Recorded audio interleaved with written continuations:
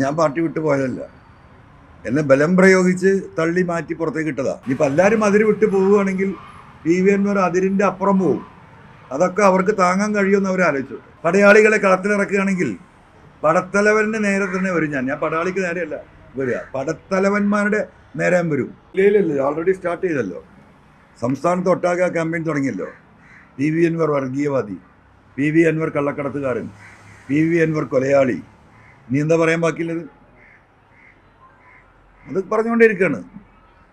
അങ്ങനെ തടയിടാൻ യാഥാർത്ഥ്യങ്ങൾ, സത്യാവസ്ഥ അത് പഠിച്ച് മനസ്സിലാക്കി അതിനോട് രാഷ്ട്രീയമായിട്ട് പ്രതികരിക്കുന്നതിന് പകരം മുസ്ലിം പ്രീണനം കൊണ്ടാണ് തെരഞ്ഞെടുപ്പ് പരാജയപ്പെട്ടതെന്നും അൻവർ ഇപ്പോൾ ഇന്ന് അവരുടെ കൈകളിലേക്ക് പോവുകയാണെന്നും അതുകൊണ്ട് നമ്മൾ ഒരു RSS BJP പക്ഷത്തേക്ക് നമ്മൾ ചെറുതായിട്ട് അവരുടെ സപ്പോർട്ട് സ്വീകരിക്കണമെന്ന മെസ്സേജും ഈ രാജ്യത്ത് കൊടുത്തുകൊണ്ടേയിരിക്കല്ലേ CPM.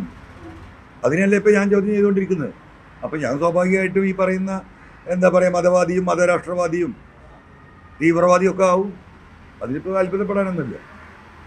ഇന്നലെ ജില്ലാ കമ്മിറ്റി പ്രസ് മീറ്റ് നടത്തിയൊരു വെല്ലുവിളി, ജില്ലാ സെക്രട്ടറി അംഗം ചവിട്ടം പോയി എന്നുള്ളൊരു കാര്യം നേരത്തെ അവർ പറഞ്ഞിട്ടുണ്ട്. അങ്ങനെ ഉണ്ടെങ്കിൽ ആ സെക്രട്ടറി അംഗത്തിൻ്റെ പേര് പുറത്ത് പറയണം, അല്ലെങ്കിൽ ആ കാര്യം വെളിപ്പെടുത്താൻ MLA തയ്യാറാവണം. അതിനെ വെല്ലുവിളിക്കുന്നു എന്നാണ് ജില്ലാ കമ്മിറ്റിയിലെ പ്രസ് മീറ്റ് പറഞ്ഞത്. ആ പറഞ്ഞതിൻ്റെ അർത്ഥം എന്താണെന്നറിയോ? ആ കക്ഷിയെ ഇപ്പോൾ എങ്ങനെയെങ്കിലും അവിടുന്ന് പുറത്താക്കാൻ വേണ്ടി നിൽക്കുക. അപ്പോൾ സ്വാഭാവികമായിട്ട് ഇപ്പോൾ ഞാൻ ഈ പേര് പറഞ്ഞാൽ അദ്ദേഹത്തെ എടുത്ത് പാർട്ടിയിൽ നിന്ന് പുറത്തിടും. സ്വാഭാവികമല്ലേ? അതിൻ്റെ ഭാഗമായിട്ടില്ല ചോദ്യം.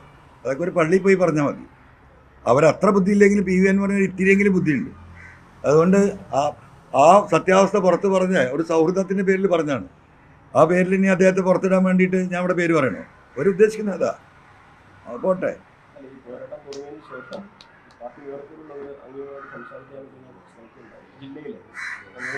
ഇപ്പോഴോ? അല്ല, പാർട്ടി സംസാരിക്കാൻ ഒരുപാട് പ്രാവശ്യം ശ്രമിച്ചു. അവരെന്നെ അക്നോളജ് ചെയ്യുന്നുണ്ടല്ലോ. ഇയൻ മോണ്ടാസ് തന്നെ പറയുന്നുണ്ടല്ലോ, പലവട്ടം ഞങ്ങൾ സംസാരിച്ചാണ്, കണ്ടതാണ്, പാതിരാത്രി വരെ ഇരുന്ന. അപ്പോഴൊക്കെ എനിക്കൊരൊറ്റ നിലപാടേ ഉള്ളൂ. എന്താ നിലപാട്? ഈ സ്വർണ്ണക്കള്ളക്കടത്തുമായി ബന്ധപ്പെട്ട വിഷയത്തിൽ ഗവൺമെൻറ് എടുക്കുന്ന നിലപാട് ശരിയല്ല. സത്യസന്ധമായ അന്വേഷണം നടക്കണം. റിദാൻ ഫാസിൽ അതിൻ്റെ ഭാഗമാണ്. മാമി തിരോധാനം ഇതിൻ്റെ ഭാഗമാണ്. ഈ കാര്യങ്ങൾ കൃത്യമായി അന്വേഷിക്കാൻ നിങ്ങൾ തയ്യാറായാൽ ഓക്കെ, ഞാൻ നിർത്താം, ആയിക്കോട്ടെ, ഞങ്ങൾ കൃത്യമായി ചെയ്യാമെന്ന് പറയും. പിറ്റേ ദിവസം നമ്മൾ നോക്കുമ്പോൾ പോലീസ് വളഞ്ഞ വഴിയിലൂടെയാണ് പോകുന്നത്. കേസിൻ്റെ യാഥാർത്ഥ്യങ്ങൾ കണ്ടെത്താനുള്ള വഴിയിലല്ല നടക്കുന്നത്. എന്താണ് ഇപ്പോൾ ഈ സ്പെഷ്യൽ ഇൻവെസ്റ്റിഗേഷൻ ടീമിന് ശേഷം നടക്കുന്നത്? എനിക്ക് വിവരം തന്ന ആളുകളെ തേടി നടക്കുക, എനിക്ക് വിവരം തന്ന പോലീസ് ഉദ്യോഗസ്ഥരെ തേടി നടക്കുക.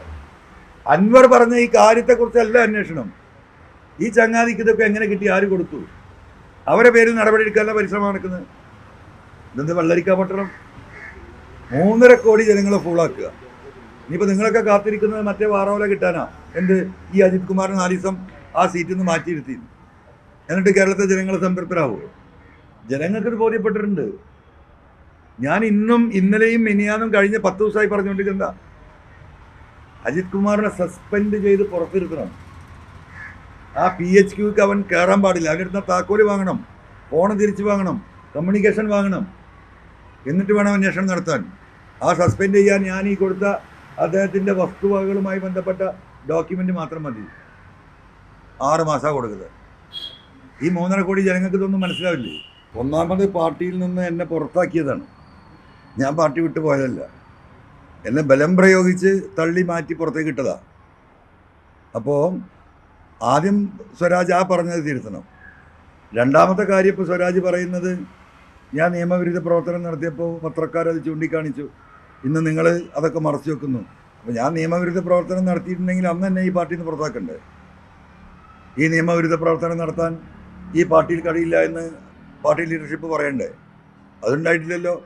ഞാനൊരു നിയമവിരുദ്ധ പ്രവർത്തനം ഇവിടെ നടത്തിയിട്ടില്ല. നിയമത്തിന് വിധേയമായ കാര്യങ്ങൾ തന്നെയാണ് ചെയ്തത്.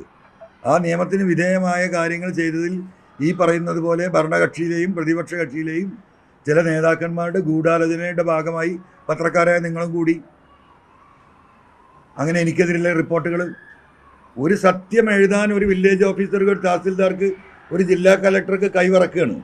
സത്യം എഴുതിയാൽ എന്താ? അൻവർ സ്വാധീനിച്ചു, അൻവറിൻ്റെ പണം കൊടുത്തു, അല്ലെങ്കിൽ ഗവൺമെൻറ് സ്വാധീനിച്ചു. ഒരാളും നീതി എഴുതിയിട്ടില്ലല്ലോ, ഒരു സത്യം എഴുതിയിട്ടില്ലല്ലോ.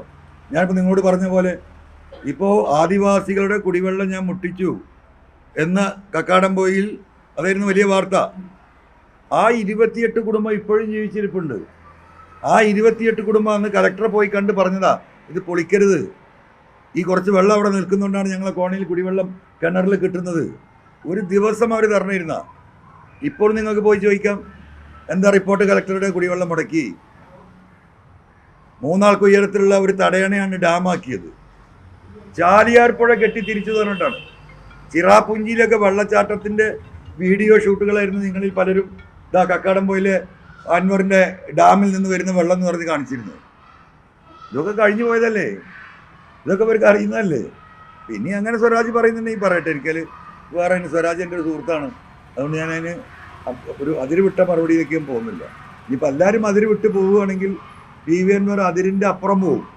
അതൊക്കെ അവർക്ക് താങ്ങാൻ കഴിയുമെന്ന് അവർ ആലോചിച്ചോട്ടെ. നമ്മളൊരു മാന്യമായ പോക്കാണ് ഇപ്പോൾ പോകുന്നത്.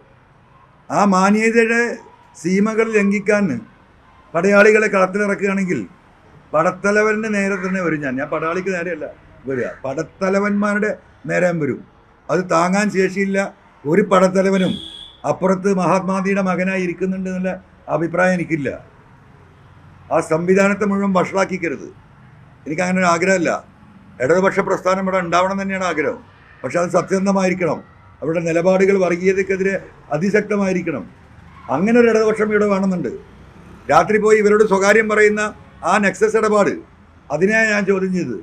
അപ്പോൾ അതുകൊണ്ട് പടയാളികളെ പടക്കളത്തിലേക്ക് ഇറക്കുന്ന ക്യാപ്റ്റന്മാരൊന്ന് ആലോചിച്ചാൽ നന്നാകും എന്ന് വളരെ വിനീതപൂർവ്വമുള്ള ഒരു അപേക്ഷയെ ആ കാര്യത്തിൽ പറയാനുള്ളൂ.